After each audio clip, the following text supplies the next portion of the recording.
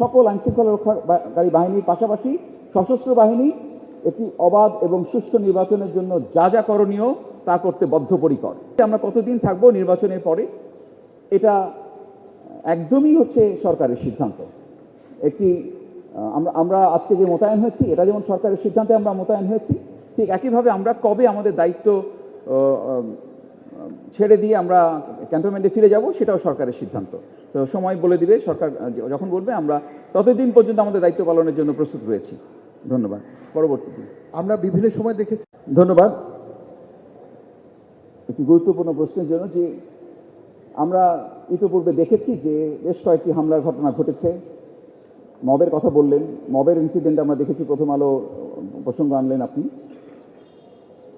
আমি কিন্তু আমার বক্তব্যের মধ্যে একটা জিনিস ক্লিয়ার করে বলেছি যে সম্মানিত সেনাবাহিনী প্রধান যে দুটি মুখ্য উদ্দেশ্য নিয়ে সকল স্টেক হোল্ডারদের সাথে মত বিনিময় করেছেন, তার একটি গুরুত্বপূর্ণ উদ্দেশ্য হচ্ছে জনগণের মনে এই আস্থাটা দেয়া, একটি স্পষ্ট বার্তা দেয়া যে বাংলাদেশ সরকার, নির্বাচন কমিশন, অসামরিক প্রশাসন এবং সকল আইনশৃঙ্খলা রক্ষাকারী বাহিনীর পাশাপাশি সশস্ত্র বাহিনী একটি অবাধ এবং সুষ্ঠু নির্বাচনের জন্য যা যা করণীয় তা করতে বদ্ধপরিকর।